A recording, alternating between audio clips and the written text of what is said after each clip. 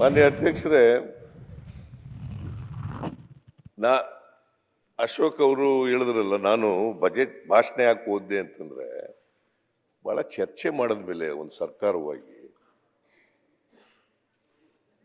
ಉತ್ತರ ಕೊಡಬೇಕಾಗಿತ್ತಲ್ಲ. ಅವ್ರು ಏನೇನು ಉತ್ತರ ಕರ್ನಾಟಕದ ಬಗ್ಗೆ ಉತ್ತರ ಕೊಡಬೇಕಾಗಿತ್ತಲ್ಲ. ನಾನು ಹಿಂದೆ ಮುಖ್ಯಮಂತ್ರಿ ಆಗಿರುವಾಗ 2013ರಿಂದ 2018ರವರೆಗೆ ಮುಖ್ಯಮಂತ್ರಿ ಆಗಿರುವಾಗ 2 ಸಾರಿ ಸುದೀರ್ಘವಾಗಿ ಚರ್ಚೆ ಆಗಿದೆ.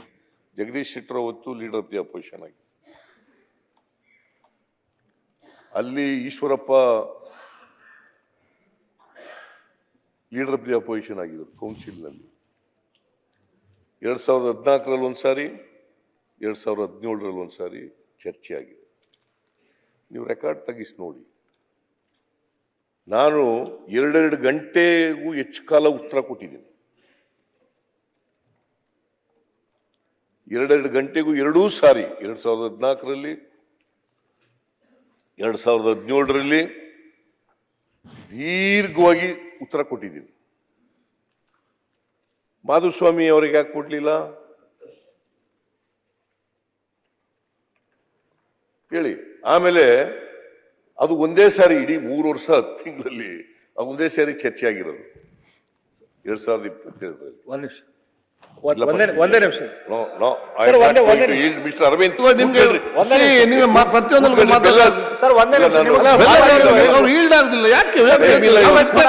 ಮತ್ತೆ ಮಾತಾಡಿ ಕ್ಲಾರಿಫಿಕೇಶನ್ ಕೇಳ್ಬೋದು. ಮತ್ತೆ ರಿಕ್ವೆಸ್ಟ್ ಮಾಡ್ತಾ ಇದ್ದಾನೆ. ಎಷ್ಟು ಎಲ್ಲರಿಗೂ ರಿಕ್ವೆಸ್ಟ್ ಮಾಡಿದ್ರೆ ಹೇಗೆ ಆಗ್ತದೆ? ನೀವು ಅರ್ಥ ಮಾಡಿಕೊಳ್ಳಿ. ಸೀನಿಯರ್ಸ್ ಮೆಂಬರ್ಸ್ ನಿಮಗೆ ಗೊತ್ತಿರ್ತದಲ್ಲ, ನೀವು ರಿಕ್ವೆಸ್ಟ್ ಮಾಡಿದ್ರೆ ಅವ್ರು ಈಲ್ಡ್ ಆಗುದಿಲ್ಲ ಅಂತ ಹೇಳಿದ್ದಾರೆ. ಕೂತ್ಕೊಳ್ಳಿ ಸರ್. ನಮ್ಮ ಮಧುಸ್ವಾಮಿ ಅವರು ಕೇವಲ 54 ಶಬ್ದದ ಉತ್ತರ ಕೊಟ್ಟು ನಮಗೆಲ್ಲರಿಗೂ ಕಡಿಮೆ ಉತ್ತರ ಕೊಟ್ಟಾರಂತೆ ಮುಖ್ಯಮಂತ್ರಿಗಳು ಏನು ಹೇಳಿದ್ದಾರೆ ಅದನ್ನು ನಾನು ಒಪ್ತೇನೆ. ಕೇವಲ 2 ನಿಮಿಷಕ್ಕಿಂತ ಕಡಿಮೆ.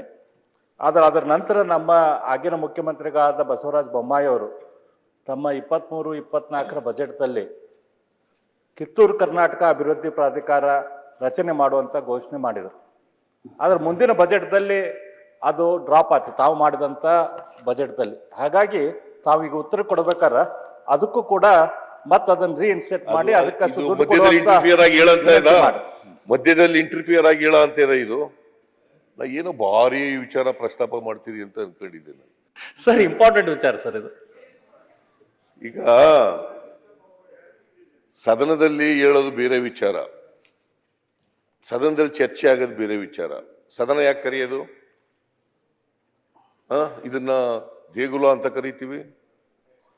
ಇಲ್ಲಿ ಯಾಕೆ ಉತ್ತರ ಕರ್ನಾಟಕದಲ್ಲಿ ಈ ಸುವರ್ಣಸೌಧ ಕಟ್ಟಿಸಿರ್ತಕ್ಕಂಥದ್ದು? ಬಜೆಟ್ನಲ್ಲಿ ಹೇಳಿದ್ದಾರೆ, ಅದು ಬೇರೆ.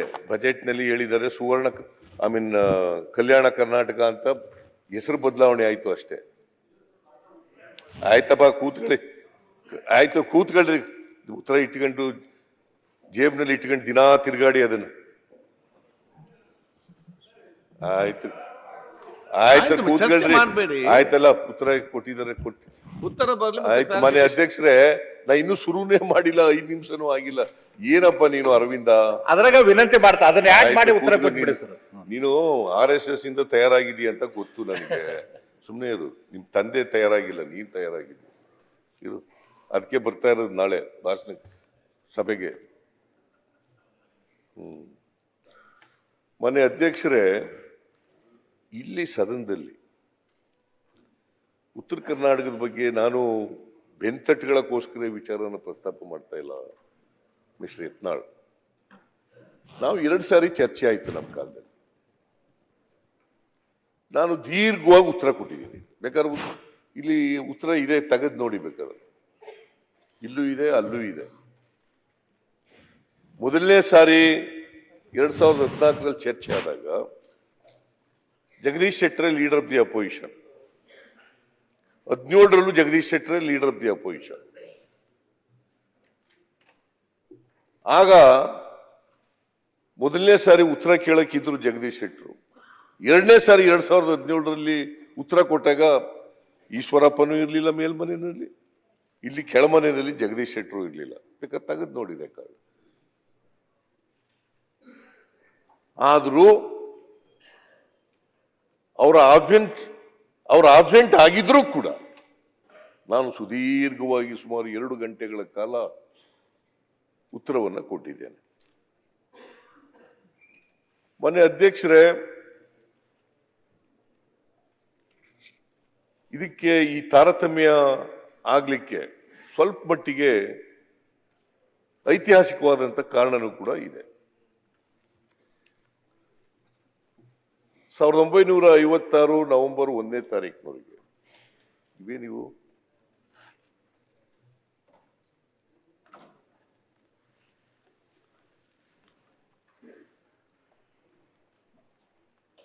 ಕರ್ನಾಟಕ ಏಕೀಕರಣ ಆಗಿರಲಿಲ್ಲ, ಭಾಷಾವಾರು ಪ್ರಾಂತ್ಯ ವಿಂಗಡಣೆ ಆಗಿರಲಿಲ್ಲ. ಅಲ್ಲಿವರೆಗೆ ಚಿತ್ರದುರ್ಗದವರಿಗೆ ಮಾತ್ರ ಮೈಸೂರು, ಮಂಡ್ಯ, ಹಾಸನ, ಬೆಂಗಳೂರು ಜಿಲ್ಲೆ,